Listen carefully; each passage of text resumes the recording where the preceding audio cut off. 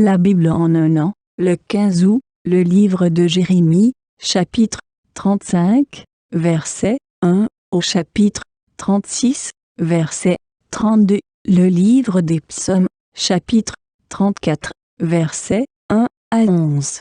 Le livre des proverbes, chapitre 21, versets 3 et 4. La première épître aux Corinthiens, chapitre 5, verset 1 au verset 13.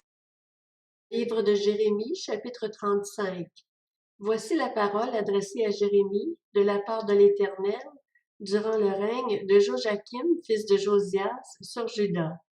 L'Éternel a dit, « Va chez les Récabites et parle-leur. Tu les conduiras à la maison de l'Éternel, dans une des salles, et tu leur offriras du vin à boire. J'ai pris Jaazania, fils de Jérémie et petit-fils de Abazinia, ainsi que ses frères, tous ses fils, et tout le clan des Récabites, et je les ai conduits à la maison de l'Éternel, dans la chambre des fils de Hanan, fils de Jigdalia, homme de Dieu, près de la chambre des chefs, au-dessus de celle de Maaséja, fils de Shallum, qui avait la garde de l'entrée.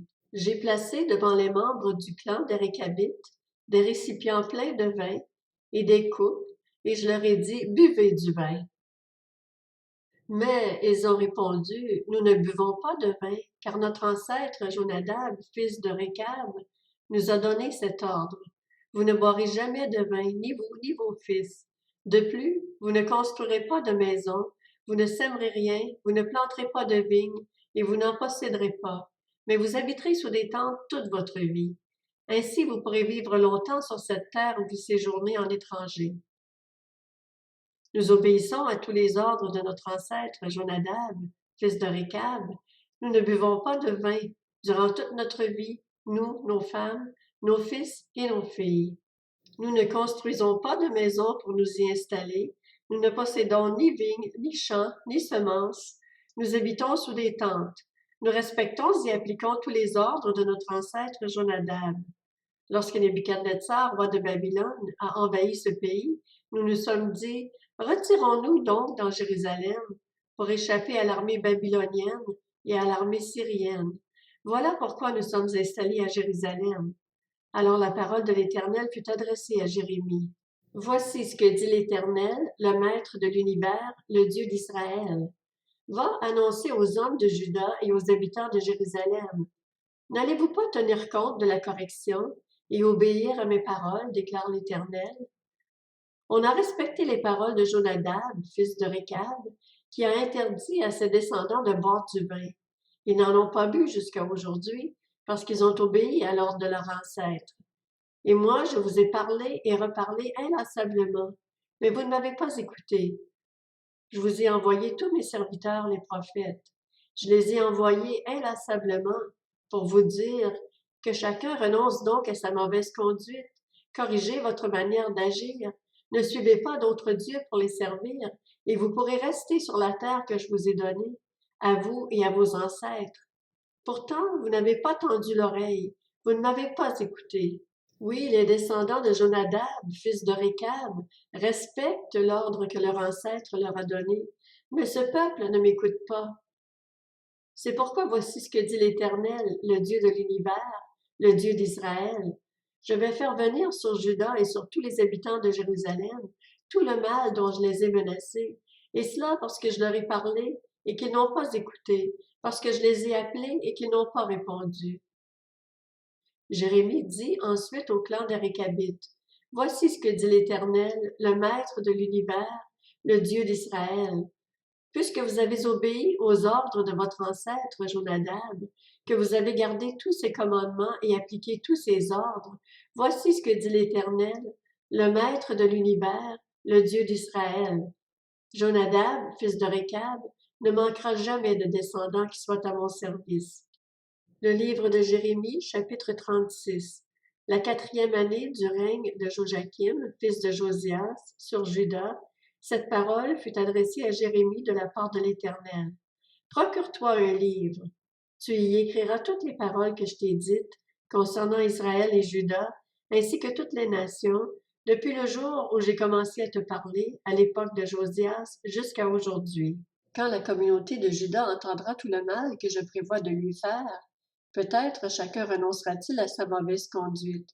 Alors je pardonnerai leurs fautes et leurs péchés. » Jérémie appela Baruch, fils de Nérija, et celui-ci écrivit dans un livre sous sa dictée toutes les paroles que l'Éternel lui avait dites.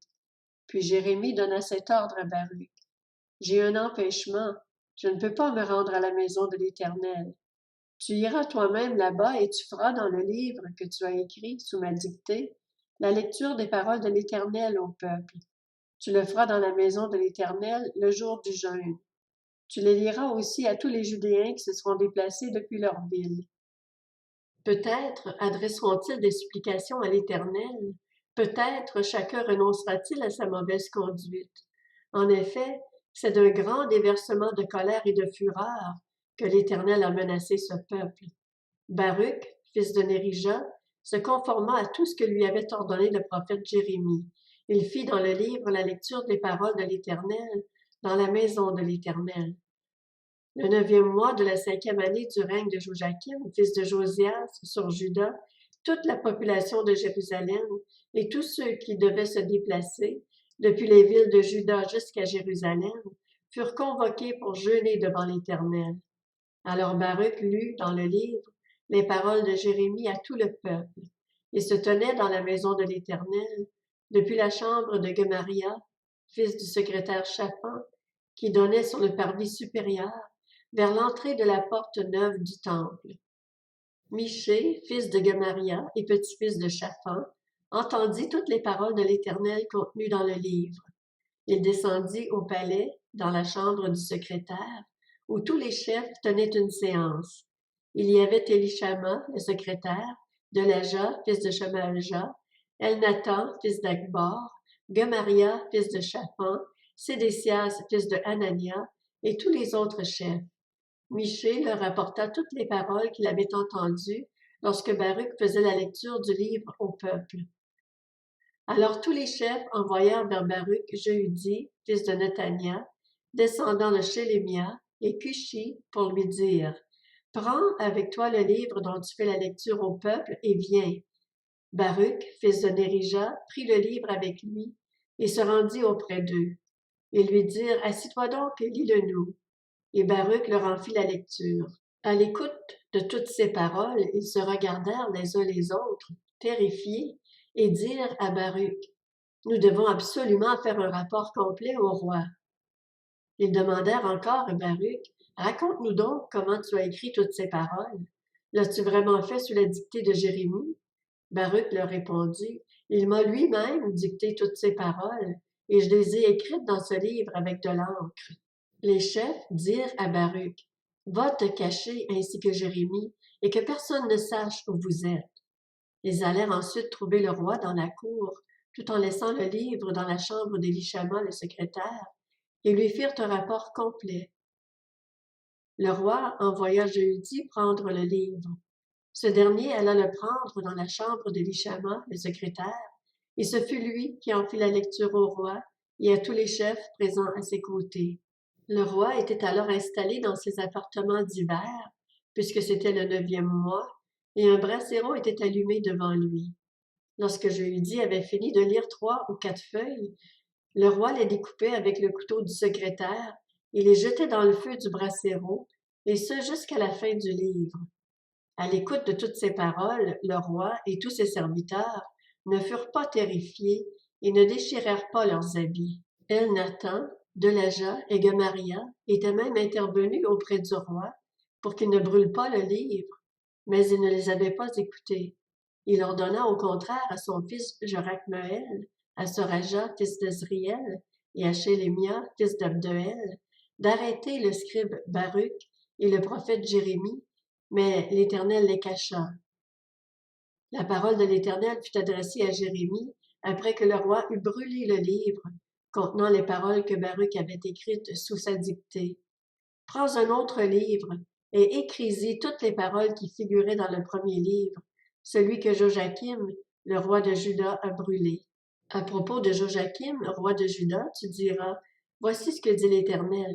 Toi, tu as brûlé ce livre en disant, « Pourquoi y as-tu écrit que le roi de Babylone viendra détruira ce pays et en fera disparaître les hommes et les bêtes.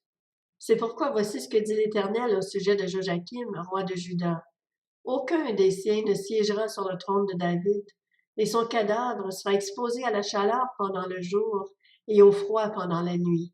J'interviendrai contre lui, contre sa descendance et contre ses serviteurs, à cause de leurs fautes, et je ferai venir sur eux, sur les habitants de Jérusalem et sur les Judéens, tout le mal dont je les ai menacés sans qu'ils en tiennent compte. Jérémie prit un autre livre et le donna au scribe Baruch, fils de Nérija. Celui-ci y écrivit sous sa dictée toutes les paroles du livre que Joachim, roi de Juda, avait brûlé. Beaucoup d'autres paroles du même ordre y furent encore ajoutées. Le livre des Psaumes, chapitre 34. De David, lorsqu'il se fit passer pour un fou en présence d'Abimélec et qu'il s'en alla chassé par lui. Je veux bénir l'Éternel en tout temps. Sa louange sera toujours dans ma bouche. Que mon âme fasse toute sa fierté de l'Éternel. Que les humbles écoutent et se réjouissent. Dites avec moi la grandeur de l'Éternel, célébrons tous son nom. J'ai cherché l'Éternel et il m'a répondu. Il m'a délivré de toutes mes frayeurs. Quand on tourne le regard vers lui, on est rayonnant de joie et le visage ne rougit pas de honte. Quand un malheureux crie, l'Éternel entend et il le sauve de toutes ses détresses. L'ange de l'Éternel campe autour de ceux qui le craignent et il les arrache au danger. Goûtez et voyez combien l'Éternel est bon. Heureux l'homme qui cherche refuge en lui. Craignez l'Éternel, vous, ses saints, car rien ne manque à ceux qui le craignent. Les lionceaux connaissent la disette et la faim, mais ceux qui cherchent l'Éternel ne sont privés d'aucun bien. Le livre des Proverbes, chapitre 21. La pratique de la justice et de l'équité, voilà ce que l'Éternel préfère au sacrifice. Des regards hautains, un cœur orgueilleux. L'éclat des méchants n'est que péché. La première épître aux Corinthiens, chapitre 5. On entend généralement dire qu'il y a de l'immoralité sexuelle parmi vous, et une immoralité telle qu'on ne le mentionne même pas chez les non-croyants. C'est au point que l'un de vous a pris la femme de son père, et vous êtes enflé d'orgueil. Vous auriez dû plutôt prendre le deuil, de sorte que l'auteur de cet acte soit exclu du milieu de vous. Quant à moi, absent de corps mais présent en esprit, j'ai déjà jugé l'auteur d'un tel acte comme si j'étais présent.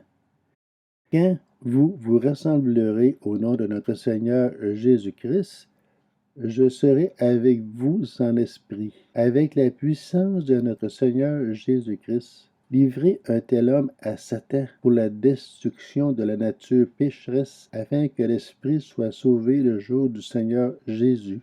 Vous n'avez vraiment pas de quoi être fier. Ne savez-vous pas qu'un peu de levain fait lever toute la pâte? Purifiez-vous donc du vieux levain, afin d'être une pâte nouvelle, puisque vous êtes sans levain. En effet, Christ, notre agneau pascal, a été sacrifié pour nous. Célébrons donc la fête, non avec du vieux levain, le levain du mal et de la méchanceté, mais avec les pains sans levain de la pureté et de la vérité.